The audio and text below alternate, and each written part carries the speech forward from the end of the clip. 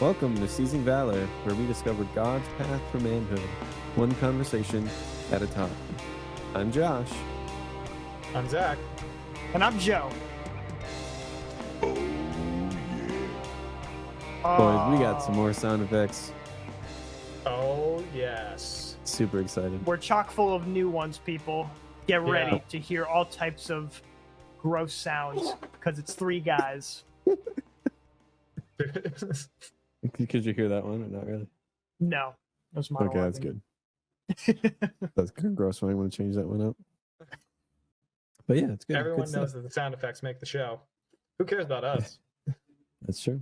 Yeah, people only listen for the sound effects. Exactly. We need to get somebody, a specialist on that. We need one guy on the crew who doesn't say a word and just presses the buttons. Yeah, Josh, I see you drinking some water on the rocks right over there.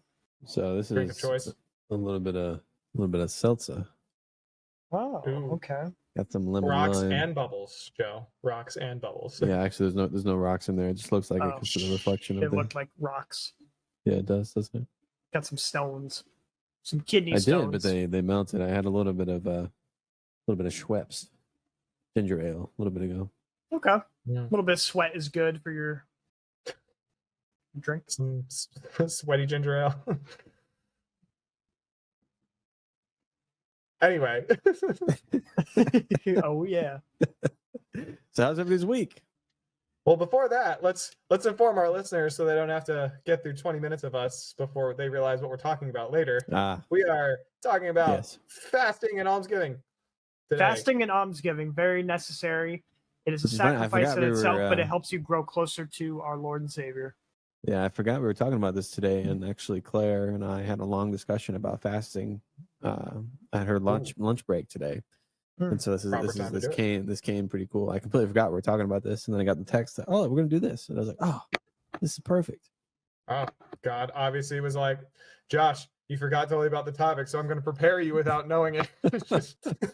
So, right, well, anyways, Josh, how did the conversation happen between you and Claire about fasting? So Claire has been reading this book called The Interior Castle by St. Teresa of Avila. And it is a fantastic book. I'm actually going to read it after her. She's been kind of reading it a little bit and sharing stuff with me. And so we were kind of reflecting on our practice of fasting. And I have a much harder time with this concept, which I'm glad we're talking about it today. So we had this long discussion just about like why we do it and how we should do it and all that stuff. So it was good. I think I'm going to have a good take. I'm not going to have a good take. I'm going to have probably a different viewpoint on all this just because of my own experiences with fasting. So I'm kind of excited about this discussion.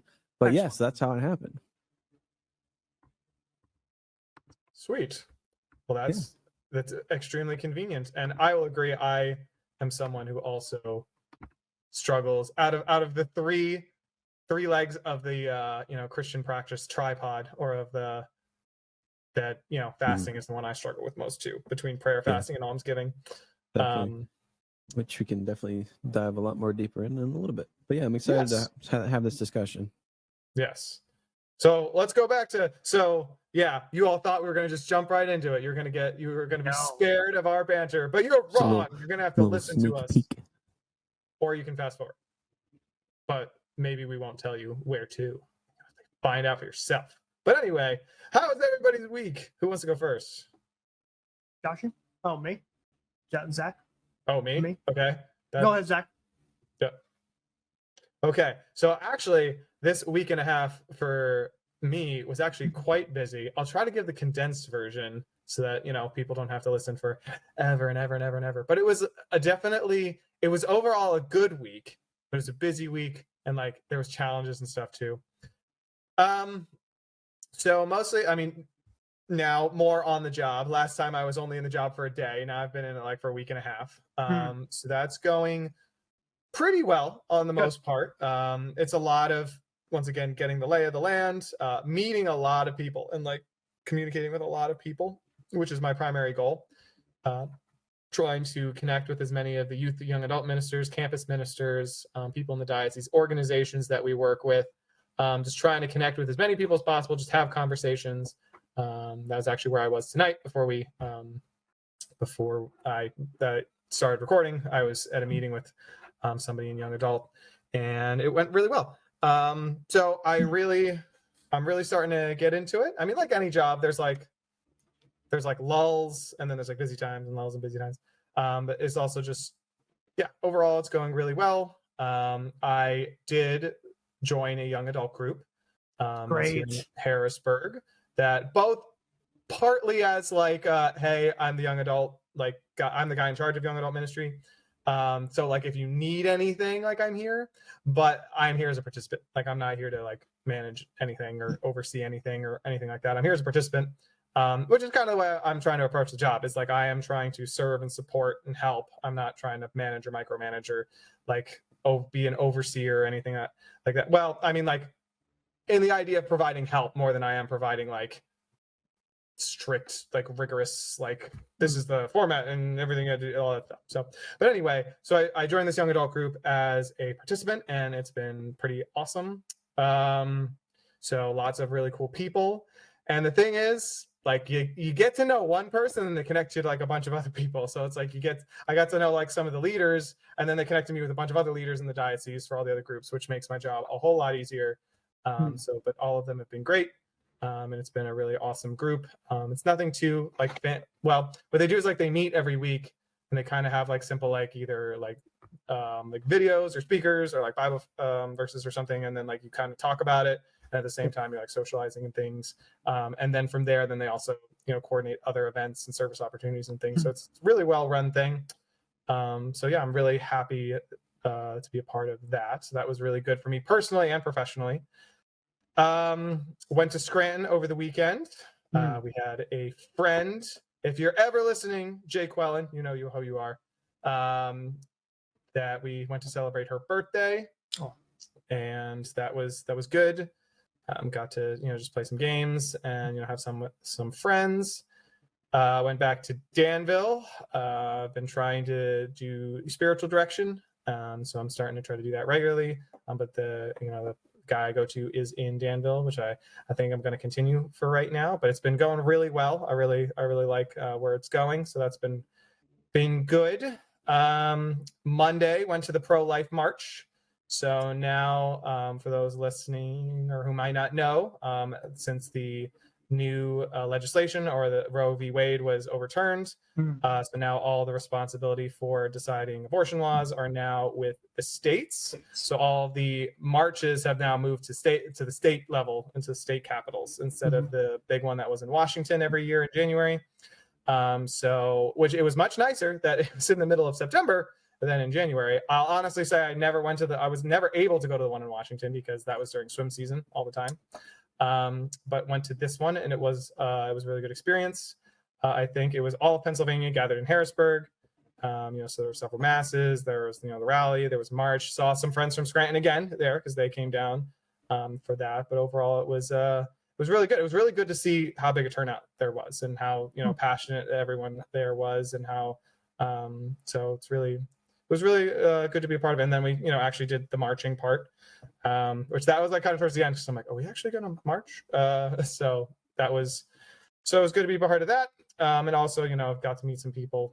Anytime I go to events in the diocese, it's a good opportunity to meet people and get connected with people, which is also good. But yeah, was very happy to be able to be there for a good cause. So then from there, this week just keep going well. I was mentioning to you guys a little bit beforehand. I'm starting to read a book that I would not say that I was assigned. Where is my book? I don't remember. Ooh, I'm making loud noises now. But I wasn't assigned. I was recommended to it by my boss, and I think it is a really good book. I think it's called Christendom to Apostolic Mission. And the short version is it's just talking about how our society has gone from more of a Christendom setting, which that's when Christianity kind of is like the root of like this of the culture and the society. And so like when you kind of operate with this expectation that Christianity is like widely accepted, and that like this is a very basic, it's more complicated than this, but like that Christianity is generally accepted. It's kind of like the norm, like type of thing. And so therefore, like your way of evangelization is more about like maintenance and like, trying to, cater to, I don't want to say the status quo, but like this idea, it's different than what we're finding ourselves in now is more of an apostolic mission setting where, Christianity really isn't the root kind of anymore. And we're kind of going, against the stream again. So kind of like they get it from like, like the early church, like this idea is that culture is not as much rooted in Christianity anymore. It's starting to go away from that. So we're kind of going, it's a little bit more countercultural. So this idea of going so that it's talking about how the church needs to like change the evangelical approach, because the idea of maintaining there's still like sometimes Christendom ideas are still being used when we're in a apostolic mission time. So like this idea is we're trying to use stuff that's about maintaining and like fertilizing and like taking care of like what's already there, when we really need to be going back to the apostolic mission of like going out and like missionary, like even the evangelization, like they talk, like the church has talked about recently, like the new evangelization movement, like that type of thing. So I did not do that any sort of justice by my description, but I definitely think it's something we could talk about. But this idea is that like the way we approach evangelization needs to change for our time, which is kind of reverting a little bit back to the way the early church was, so to speak. So anywho, yeah, I think we should. Why don't we like dedicate an episode to that? Like discussing evangelization. I have a lot of like, I've got some thoughts on that too. So yeah, so I agree. I was just meant to bring it up now, and hopefully we can dive deeper later. So that's So anyway, that's been going. I haven't read the entire thing yet. I'm still working on it, but it's been really good. But other than that, just trying to get involved, trying to get used to being in a new place. I was proud of myself that this past week I was able to drive pretty much all my normal places without directions now. I've gotten to that point of familiarity that I can use my own brain. So overall though, it's been good. It's been good. So sorry, that took a long time. So who's next? I can go. Cool. So I had a good week. Let's see. We did a holy hour, a vocations holy hour, at the seminary of the Immaculate Conception, here close to, well, about an hour from where we currently are. And I was really, really amazed with the turnout. So it was open to like all high school, like Catholic high schools and like other parishes, and like through the office of vocations and like all the connections there. And the place was packed with young people. Packed completely. Nice. Yeah, That's completely really packed. good. Like standing room only, and I was Claire and I were both just like shaking. Like it was like such a wonderful time. And we sang our hearts out, and there was a really great homily, and it was beautiful. It was just a really very encouraging kind of night. It just felt like this is good. This is good. The good things are happening. Yeah. And for vocations, that's like a really good thing. No, 100%. Yeah, I think adoration is one of the greatest things. And then afterwards, so it's like a pray and play. So like they do an hour of holy hour, and then they do an hour of dodgeball. So it gets all the guys to come. I feel like I remember that. I think a few years ago, I was present at one of those on Long Island. I didn't dare play dodgeball, but I was there. Nice. Yeah, there's pretty big events that they've been doing, and I'm very blessed to be part of it. Yes, that was really great. And then had some nice weekend time with the kiddos. Eli is he got like a Lego kit, and so Get out. and so we built it together. His birthday's coming up soon, right? Yeah, it's coming up soon. It's next week. Next Wednesday or Thursday. 28th is. Yeah, next Wednesday. Great. Yeah, so he got a Lego kit because my parents came down and spent some time with us too. Did I say that already? Was that this week or last week? Did you guys know that my parents came?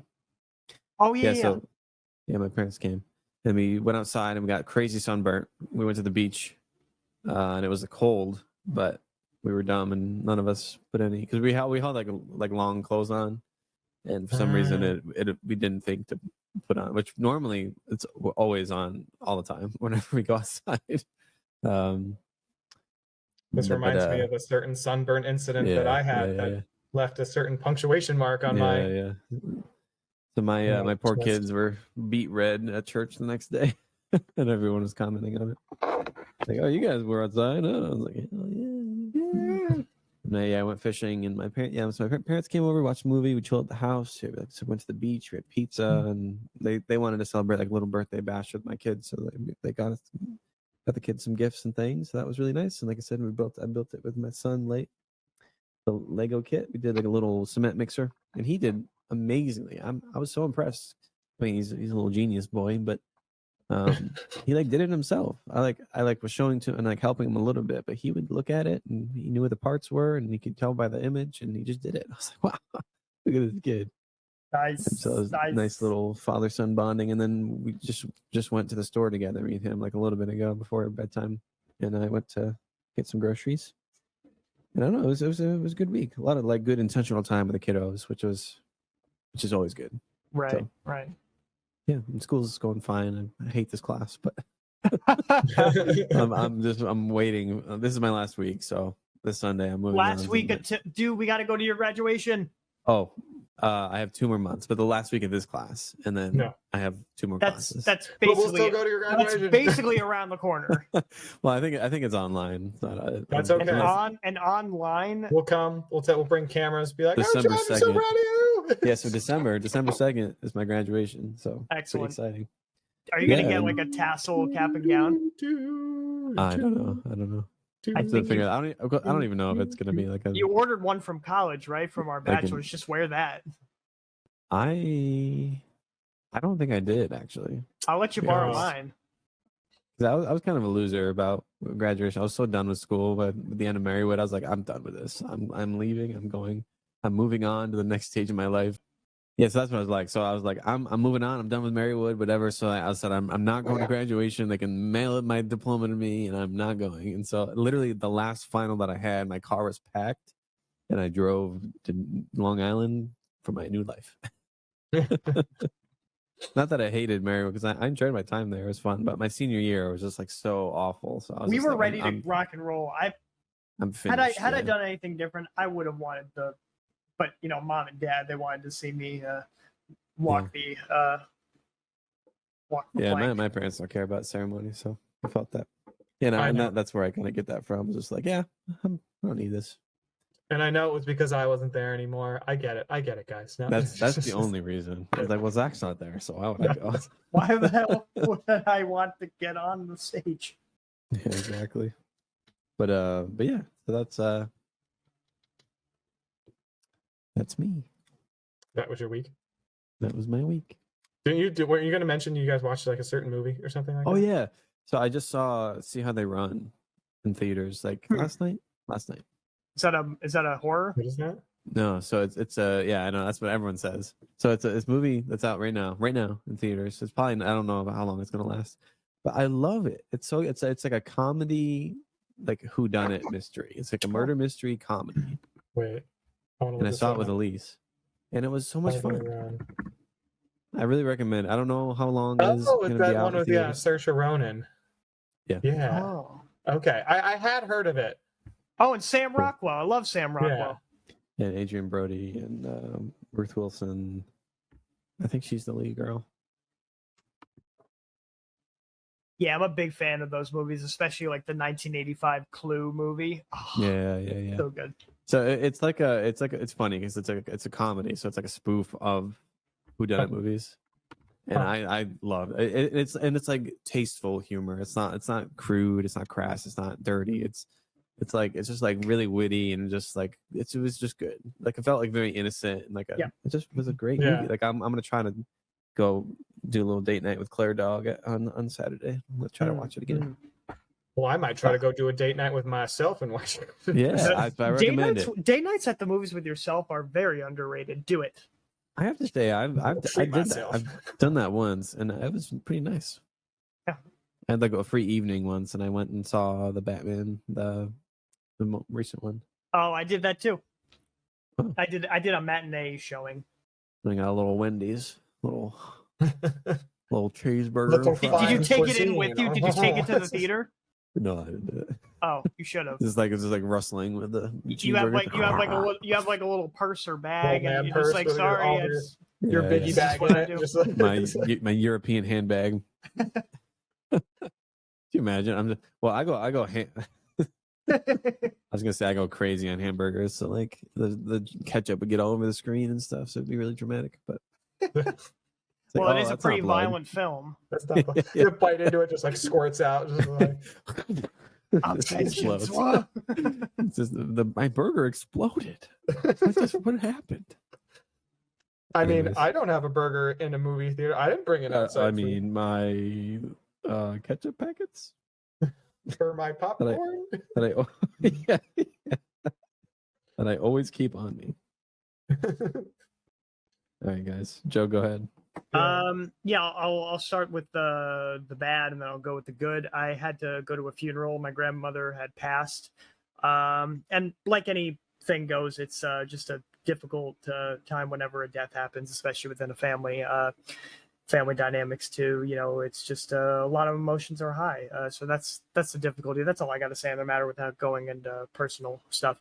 So that's what I've been dealing with. Then I took a sick day off from work on Monday, which was, well, at least okay to have. But then going back into work has just been tough. Like this, just a lot of deadlines to do. So that's kind of something I've been dealing with myself.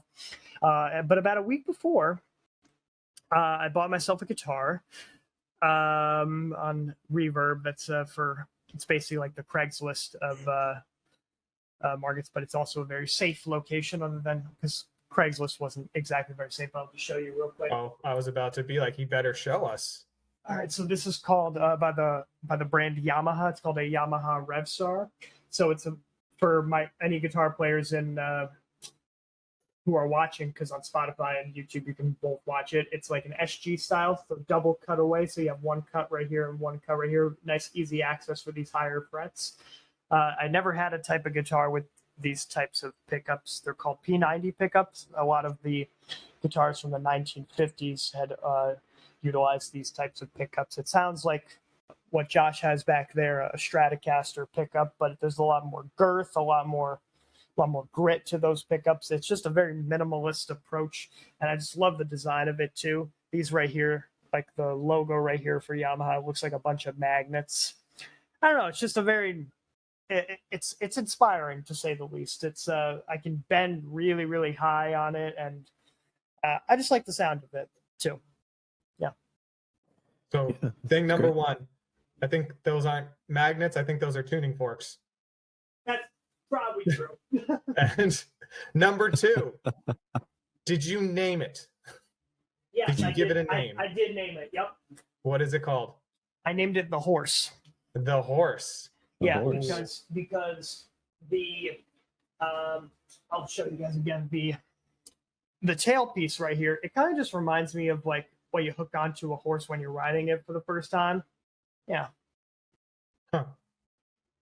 But the guy that I ordered it from updated with a bunch of locking tuners that made it like have less tuning stability issues. He updated the bridge too right here. Yeah, I just like like I said before, the minimalist approach. I don't like having too many bells and whistles on a guitar because it just makes me that's great. feel kind of overwhelmed. I have to say P90s with like a overdrive pedal. Mm-hmm. It's crystal clear. Oh man, I love it. Josh, do you name your guitars? I named a few. No. No. That's upsetting. I did. I used to like some older guitars, but since it's just like I don't know. I just haven't done it. Interesting. Yeah, I'm not really. I've never really done that. I guess I haven't really been interested in like naming things. It was more of a joke, but yes, I'm glad, Joe. Do you name your car, Josh? No. No. I know a lot of people do that, but I don't know. I just don't really think. Do you guys remember objects. my 1999 RAV4 named Betty, Black Betty? Yeah. Because it was black. So everyone black listening, the color of it was black. It was before your first Subaru, right? Yeah. Yeah, I do remember that car. I missed that RAV4. It completely, like, the subframe cracked Easter weekend, just died on me. Yeah, Poor that does thing. I remember riding in that blast in danger zone. Yes. Yeah, so that was my weekend. I played that with worship team, and I had some like sound issues with it, not because of me, but just because I was just getting used to the rig. We had some like technical sound issues, just because there was new things that we were troubleshooting with our tower. But yeah, I got a break this weekend.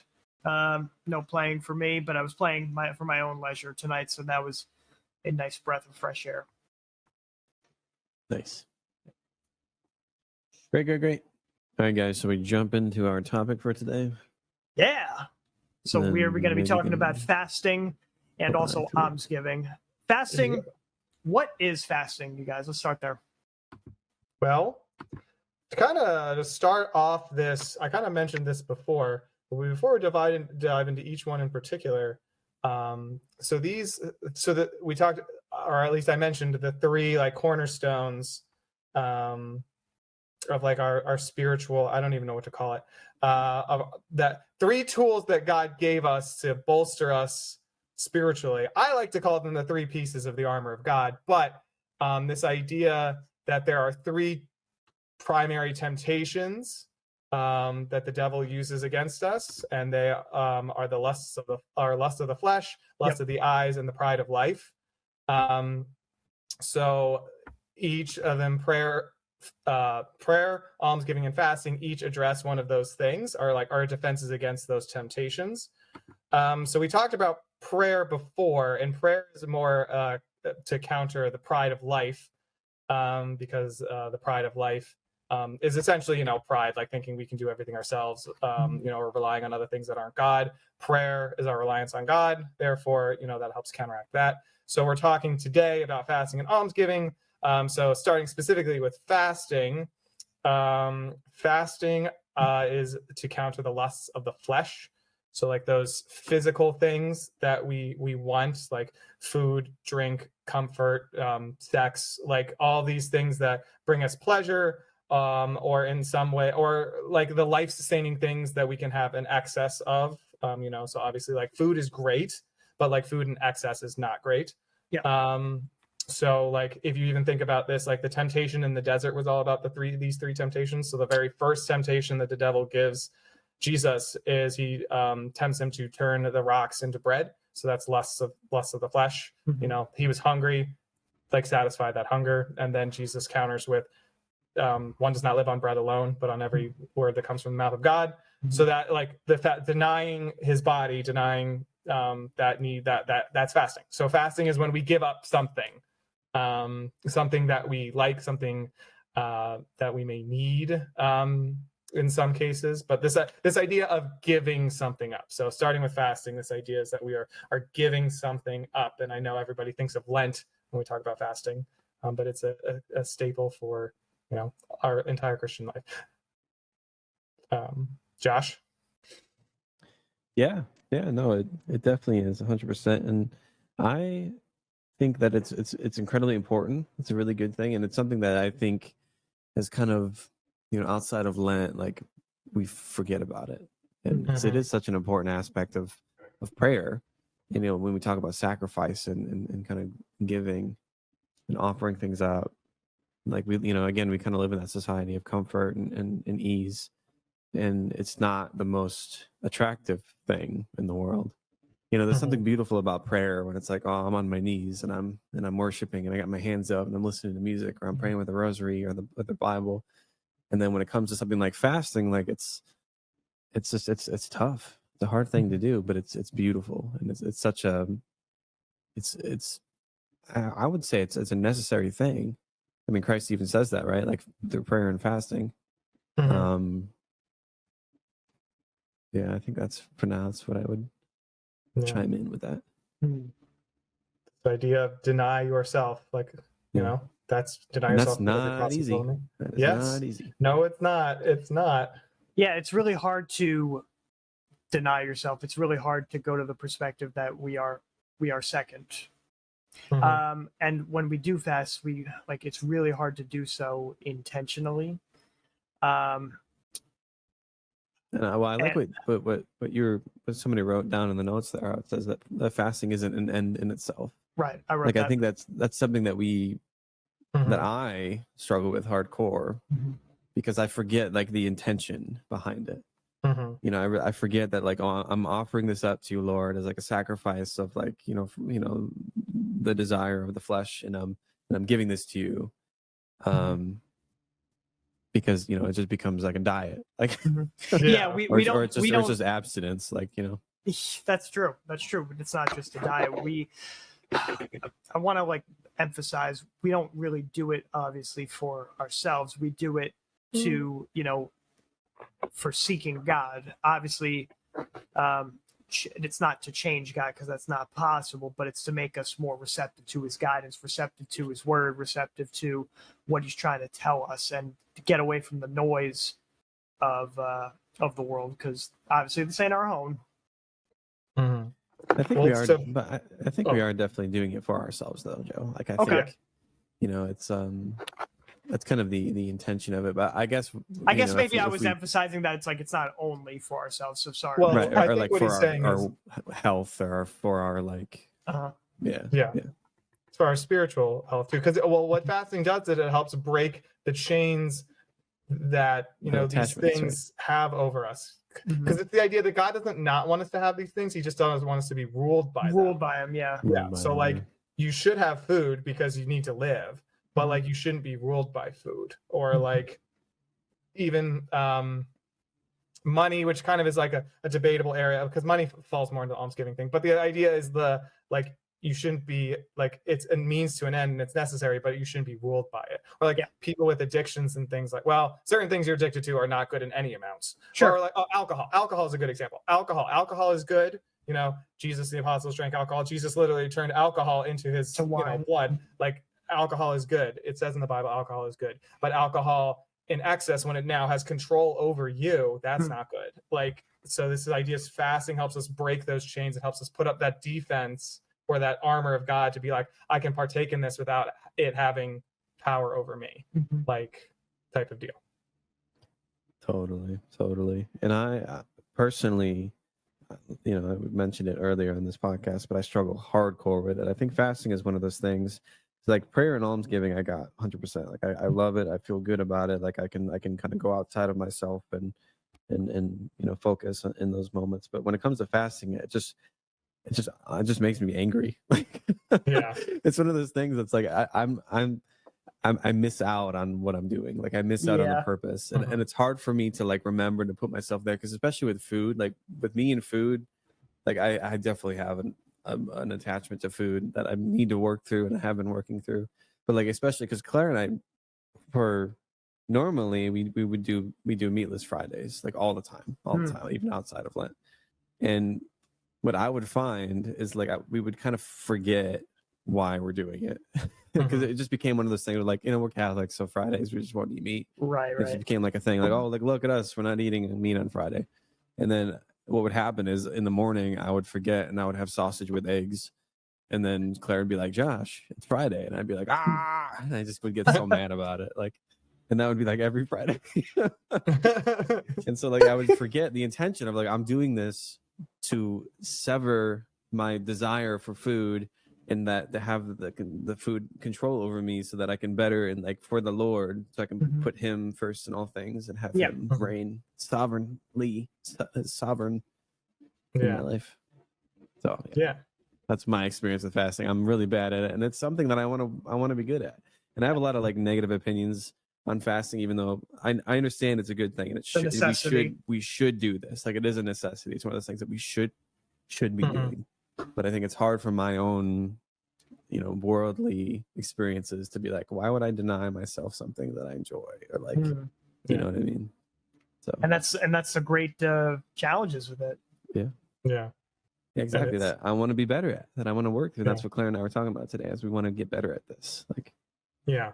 And I can personally attest that I also, I struggle. Fasting is the one I struggle with the most, and I know it's the one I've ignored the most, like, throughout my life. And I think that comes from, I think partially it's hard for our generation because we grew up all in such comfort that like it's hard to give that up. Yeah. It's So counter that's to why I our think culture. fasting, It's counter to everything because yeah, it's our counter life to is what like our culture. it's excess. Like Yeah. it's excess. Our life is. Yeah. And so I think it's partly cultural, I think, like for our generation. And I had another point. Oh, the idea that in general of the three, fasting, like prayer is something you do. Almsgiving is something you give. And then fasting, it just seems like it's something you give up. Yeah. And it's like something you deprave, as you said, deprave. So it's like at least prayer, you feel like you're giving to God. Almsgiving, you feel like you're giving to others. Fasting, if you think about it in the wrong, or the way that people I feel like automatically think about it, it's just like I'm not giving to myself. Yeah, people are It's so like loss, unwilling yeah. to give up Yeah. what they have like in their circle. Yeah, you have to give up. That's the thing. Like you have to like with no, like you don't even get the feeling of like, oh, like at least like in almsgiving you do give up, but like it's like, oh, somebody else gets it and someone else gets the benefit. And it's like, no, I'm just depriving myself. Like what is purpose? this? But I feel like Yeah. I also noticed like a lot recently. I feel like I knew I needed this more, fasting more, because I knew I was dealing with a lot of stuff recently that involved me ending up in very uncomfortable situations, mostly health oriented and things like that. But like, and I was not dealing with it well. Like I was not, and I was like, I am doing terrible at this. Like I am doing terrible at dealing with this right now. And I don't feel like I'm in a good spiritual place when it's happening to me. Like when I should be like relying on God, like I should be doing all this.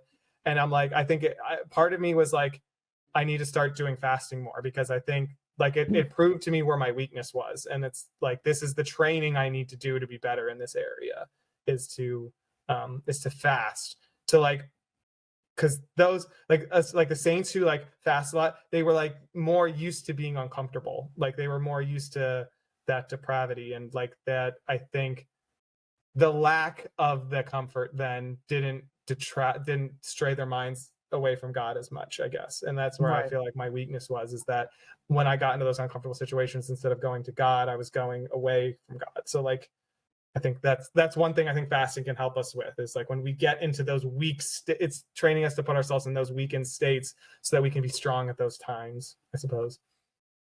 Yeah, definitely. Because I feel like it's voluntary suffering in a way, and like it's just so hard to put yourself in that position and to do it with like good intentions. Yeah. But it is necessary. And I guess you just have to practice it. You got to practice it and have it, try to be in the right mindset, and then to do those internal self-reflections and say, is this helping me? Is this helping my spiritual, my relationship with Christ? Is this helping me be a better person, or am I just being an annoying crybaby because I can't eat meat right now or whatever? Yeah. So yeah, and so we were talking about the Interior Castle. So if you haven't read, for listeners, if you haven't read The Interior Castle by Saint Teresa of Avila, I really recommend it. Whether you're Catholic or not, it's a great, incredible read. I recommend it. And so basically what it's talking about is like our interior castle, how like our heart, like our inner person, like Christ is at the very center. And then so she kind of steals from Dante a little bit, how Dante's Inferno was like the rings of hell. And so she talks about like the rings of your interior castle, where Christ is at the center, and then like there's different like rings that peak to Christ. And so the outside ring is all about our worldly attachments and kind of where we exist. And it's like where we kind of reside a lot of the times, where it takes us, and it kind of pulls us away from Christ. And so how we accomplish breaking those attachments is through fasting and being willing to give it up and to sever those ties and kind of break those chains. Yeah, to overcome that offer it up. temptation, it can help us in our struggling. Yeah, exactly. So that's another reason why this is so important. Yeah. And just as we keep mentioning, like the detachment is what's important. Detachment doesn't mean never partaking in the thing ever again, unless it's once again something unhealthy, like drugs, or if you're an alcoholic, like alcohol. Like if it's something that's like a dangerous addiction, that you shouldn't be partaking in it again. But like this idea of like giving up food, like it's not so that we never partake in food again. It's just that we don't become attached to it, like attached in this way of You're supposed to love your Lord your God with all your mind, heart, soul, and strength, or like you're supposed to love God above all things, including stuff like that. So it's like Right. reminding us that this isn't the thing, like God is the thing, and that it keeps us from turning stuff into idols. Because I think a lot of us think of idolatry like in the Bible of like, oh yeah, they were worshiping gods with names and altars and all that stuff. But like a lot of us have idols in our lives that are just stuff, like our phone, food, like prestige, like fame, like there's like so many media, just like whatever it might be. Like we all have these idols that are physical, and we need to not most of the time give them up completely, but just like make sure that they're not number one. And I think fasting reminds us of that. Mm-hmm. Yeah, and I feel like we're so easily distracted too nowadays. And that's how the evil one works. He's just constantly kind of flashing distractions at us and all these lights and flashy things and food and smells and, all this stuff to kind of pull us away and to then become attached to these things, to kind of like grasp at them and to hold on to them and to keep them. And then that kind of becomes, like you're saying, like a god to us. Mm-hmm. And so it's always so important for us to cleanse the temple. You know what I mean? Just how Christ did. With the flipping of the tables and all that stuff. Like we have to look inward and see our inner temple. Like what are these attachments that are kind of muddying the waters or desecrating the holy space within us and kind of pulling us away and keeping us from our relationship with God. Yeah, the thing is, like the noises, it seems like it's always going to be there, but it's like the way that we respond to that noise, because ultimately when we fast, which is absolutely necessary, that gives us the reminder that we got to turn off the noise of this world and seek him. Yeah, it's the full armor. It's part of the full armor of God. Yeah, no, it 100% is 100% is because it keeps us strong to fight the evil one, right? Yeah. I feel like a serious sin that's kind of a common, I feel like that a lot of people experience is definitely the sin of sloth, where it's like not just laziness, but it's Love also like and or keeping you from being who you're meant to be, But it in my opinion, it can go hand in hand with gluttony too, because that's when we use the thing that is our idol in excess. Well, that one's specifically like for food items most of the time, but like even like distractions, right? Technology, like YouTube, for example. Like if you're falling down a rabbit hole and it's keeping you from your work or keeping you from your family. That could be my gluttony. Like that's sloth. Yeah. That's sloth, right? It's keeping you inactivity. Yeah, inactivity. And then obviously the lust is pretty obvious, which we'll talk about in another episode. Oh, that's a good fun one. Yeah. So gluttony versus red faces, but yeah. I think that's true. And these are the fleshy things, right? These are the fleshy, the desires of the flesh, the things that we want, once again, for comfort and sustainability and things. That's like what our senses like desire, so to speak.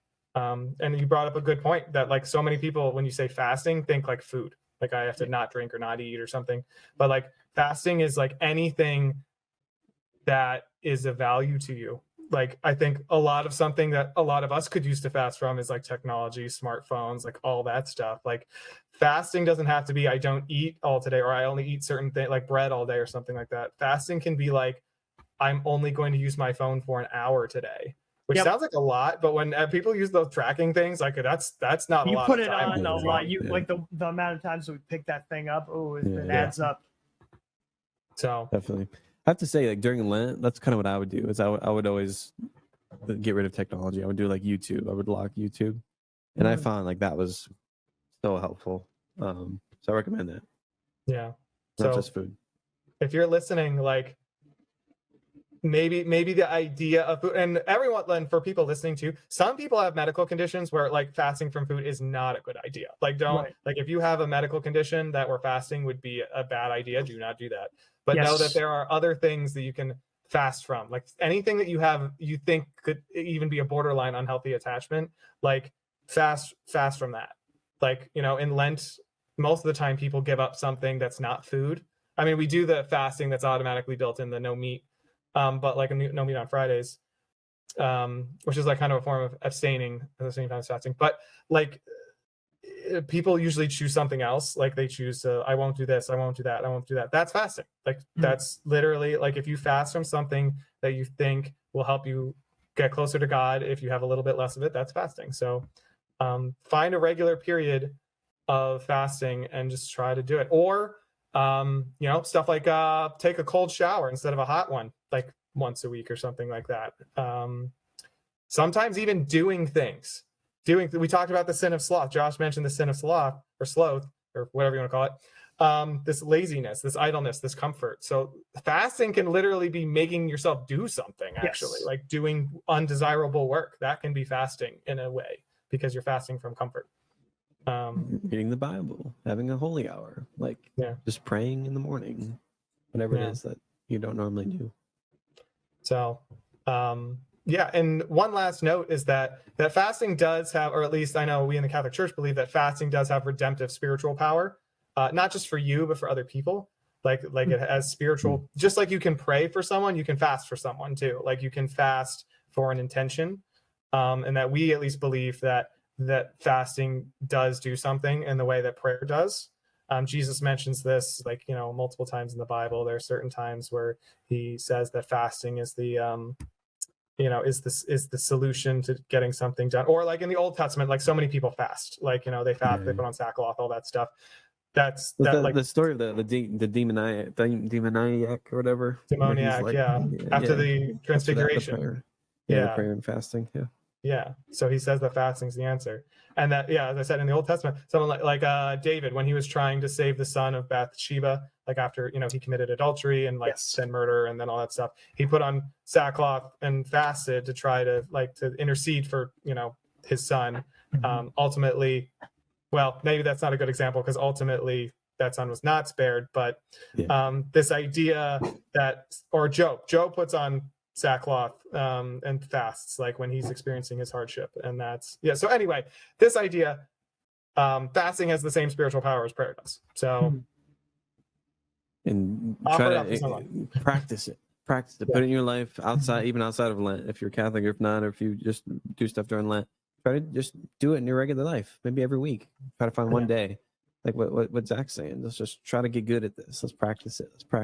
Yeah, 1 hour to get up and get away from that phone for one thing, because that's a common problem with all of us, especially myself. Or even start with once a month. That's what I'm trying to do right now. I'm trying to do the standard food fast, once a month. I'm trying to do the first Friday of every month. I'm trying to do standard food fast. Just to it can seem daunting, but you just got to start somewhere. You start somewhere, and then if you feel like you can build up from there, baby step. So, so I'm trying. I know, as I said before, I know I need to work on it. So I'm trying to put it in there, and do my best to make that work. So why don't we come back to this and just see how we're doing in the future episodes. We can just say hey, how are we doing with fasting? I want to make this a priority in my own life. I want to get good at fasting, and not in a weird sense, but I value this and I want it to be important. And I think you guys should too.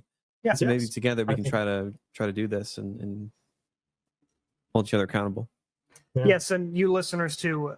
There's definitely something that is a risk of becoming an idol, I'm sure, in your life. For me, it is technology. So if that is something that you might be struggling with too, have some what's the best way to put this? Reflect a little bit after looking at this episode, and get some support. Get a support system, like Josh is saying. It's good to have support, to have multiple people in it. So to hold you accountable. Yeah. So let's hit up our second topic before we. So we have almsgiving. Almsgiving. Fasting's a big one. Almsgiving, maybe it won't be as big. It's just as important. We might not be talking about it for as long, but almsgiving. So almsgiving, essentially, in basic terms, is giving stuff away, giving to the poor or giving to the needy, giving something that you have to someone else. Most of the time is the poor. So going back to the temptations in the desert, the second temptation was that Satan offered, I believe, no, that was the third one. So the idea, hold on. Okay, so the second one was I needed to make sure I got these straight. So the second one was that Satan tempted him to throw himself off of the temple and have the angels rescue him. So that was lust of the eyes. So this idea of attachment to money, prestige, fame, power, or like that type of thing is kind of the attachment of lust of the eyes. Yeah, things that are harmful. I have here that desiring that would harm because it looks pleasurable. Looks. Yeah. So this idea, a lot of people center this then on money, and so this idea, because money is the root of a lot of like power and prestige and things like that. So like almsgiving is supposed to help us give things away, similarly kind of become detached from things, realize that there's more to life than us, realize that there's other people, give to others, so be helped about bolstering people up rather than ourselves. So I think that's kind of the point of almsgiving, is just to kind of get you out of that trap, of the greed, more of the greed trap, so to speak, whether that's greed of money or other things like people's approval, the stuff like that, And pride, so, and that's like hitting up like the other sins, like greed and pride and all that, and so, and I think it's great, and I personally I love this. I'm a big fan of giving, because it's easy, not in the sense of like it's easier than fasting, like because it's like one thing to.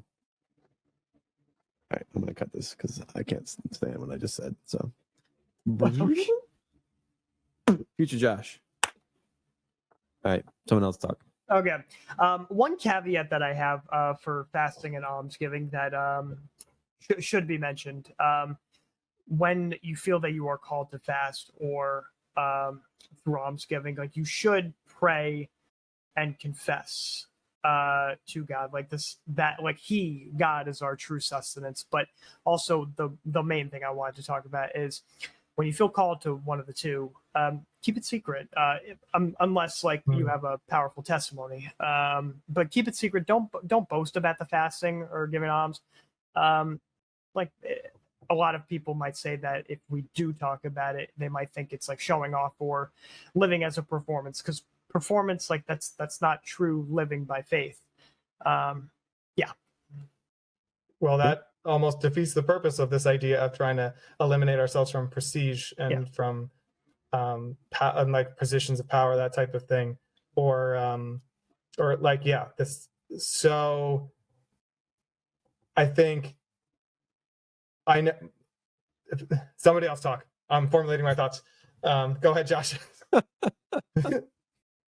I'm still formulating mine too. I don't really. Okay. I think that's a good thing. Well, because then you become like the whitewashed whatever. What's the lukewarm, or the Pharisees, but they like they're hypocrites, right? Like on the outside they show the world how pious they are, but inside like their big the whitewashed tombs. Yeah. Like empty, and brood of vipers, all that stuff. Yeah, and Jesus literally says this in the Bible. He says, like, when you fast, try not to look like you're fasting. When you're giving alms, do not let your left hand know what your right hand's doing. Like, so another thing about giving alms is it's about it's what the important part about alms giving is it's most effective when it's not given from excess. So like if we have extra money and we give it, or we have extra things and we give it, it's still worth something, but it's more worth it when it's given from our depravity, so to speak. So talking about the poor widow who gave the 2 coins in the Bible, this idea is like she gave the most because it was her livelihood, whereas like the Pharisees are just giving from their excess. But they still have something, and it's not like they're giving it out of sacrifice. You know what I mean? Yeah. Right. So that's and that's really almost like it's a true sense of trust, when you're giving out of depravity, because it's you sort of you're giving it to God, even sort of, because you're trusting and giving it up to God so that he can multiply. Yeah. Yeah, so he can work and his hand will be active. Like, yeah. It's almost another level of giving up comfort, like financial That's security such a and things like powerful that. thing. That's such a Yeah, powerful, beautiful thing. putting in God's hands. Like, financial comfort is like a big thing that people become attached to too. And Right. almsgiving helps you detach yourself from that. Mhm. So, Yeah. I mean, almsgiving, oh my goodness, there's so much about that in the Bible too. A few that we described. And I know this is, they encourage this during Lent too. For people who do not know, you think that fasting is the big thing in Lent, but they also encourage you to give alms and to pray, the other two. So, but almsgiving is important then. But then I know at least the Catholic Church encourages all people to do what's called tithing. So tithing is giving, in the Catholic Church, it's 10%. But there are other faiths that also do tithing though too. Like the Catholic Church is not the only faith that does tithing. But this idea that you're giving up 10% of your income to the church or to the poor, or to essentially to almsgiving. So that's really important. I think I try to do it. And this is a finance lesson for everyone out there. If you're going to do that, do it immediately. Have it, like, if you can, have it taken out of your paycheck somehow, some way, because like you won't, if it's taken out early, you won't miss it. You won't miss it. You'll adapt, but if you let it sit there and then you have to be the one to just throw it, like, it's going to be a lot harder. No. So Fair enough. do it. Yeah, so what Claire and I have done for years is like a lot of churches and stuff, they'll have like an online giving. And so that Yep. you can just every week, you can just go out of your account. So that's what Claire and I have done for years. Same. Is that. Same. Yeah. It's almost easier to do that way. Just put it on the credit card and then you pay it off like every month. Like that's been easy. Yeah. Yeah. One last thing I want to mention though, when it comes to almsgiving, is we always talk about almsgiving in terms of giving up money. But there is one other thing that we can give up and that we can give that's even more important, and that is time. Time. Yes, you can never get it time back. to others. So we can give our time to others. Obviously the biggest thing that comes to mind is like volunteering. Like, maybe you don't have money to go to give to the poor, but you can go down. You do have maybe the time and the hands to go down to like the local homeless shelter and help out or something like that, or go on a Habitat for Humanity trip, or Absolutely. Suffering. It's good. Yeah, just give people your time. Or even someone like Josh, who's a parent, like giving up. You don't have to give your son money, but what's more important is you give your son time. Like, like that's when we give of that ourselves. is almsgiving. I mean, because instead of doing, playing video games or something, I'm like investing in him, Yeah. So just like fasting doesn't have to be food, almsgiving doesn't have to be money, people. Almsgiving is, it can be just giving. It's giving of what you have for the sake of someone else. So that's all you need to do. So if you don't have the time, if you don't have the money, then you can give the time. And though it's less desirable, if you don't have the time, you can give the money. But right. So ultimately, all of this, and just in conclusion, it's all just a way that we can better our relationship with God and to have different outlets, right? Different ways that we can kind of strengthen that relationship, strengthen that bond, and lessen the control that the world has on us. So. And as Joe mentioned, he always bringing it back to prayer. Prayer is the third leg of the tripod that we already talked about. So just the third temptation in the desert was Satan offered Jesus all the kingdoms of the world if he would bow and worship him. But we are, that is the pride of life. This idea that we can do it, that the idea that we are our own gods, or that we are self-sufficient, that we don't need God. And then just like the other temptations, Jesus rejects this, because you shall worship the Lord your God only. And so that's what we need to do. And that's what praying does. It recognizes that God is the center of our lives. He's the commander. He's the guide. He is that we need him. So that's the brief version, everyone. But prayer is important. So it's the third leg of the tripod. Recognize that we rely on God. So boom, tripod complete. All right, let's close this, boys. All right, Joe, you want to do that tag? So you're Sure. Oh wait, no, you haven't prayed in a while. Or do you want to pray at the end? Yeah, I could pray. I'll do the tag. I got this. So if you liked all this that we have been talking about, and you want to hear more, oh yeah, sign up or come find us on YouTube and Spotify. Recommend the channel to others that you think would benefit from the content that we talk about. Spread the word. And, you can also connect with us outside of the podcast. So you can follow us on Instagram at Seizing Valor, or you can email us at seizingvalor@gmail.com. Make sure you keep up to date on what we're up with, and you can communicate with us if you would want, if you have any sort of prayer intentions, ideas, things we could talk about, comments, questions, concerns of any kind. Just hit us up. So, and now let's close in prayer. Joe, take it away. Father God, thank you for this day. Thank you for this conversation. And thank you for this week so far, God. Your blessings are, it can't even be counted. I pray for everyone in attendance listening to this conversation. I pray for my boys here, that anybody listening to this conversation would reflect and in another sense, prepare themselves, prepare their bodies for fasting and or almsgiving, which, as we know, it can have many bountiful, many beautiful effects in growing closer to you, God, and increasing self-control and not making the things of this world idols.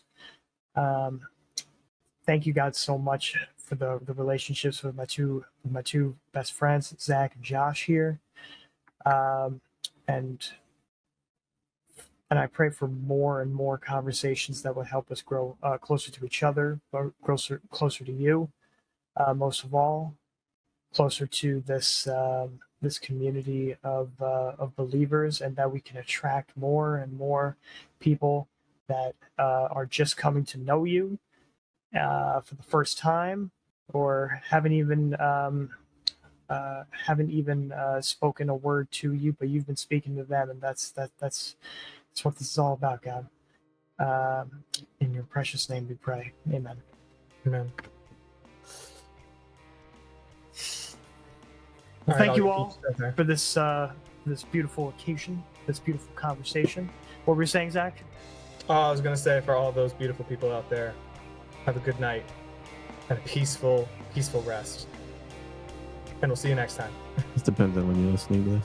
Yeah, well, if you're driving on your morning commute, do not rest. Don't do it. Do not close those eyes. Don't even blink. All the way till you get to your workplace. And listen to our past episodes.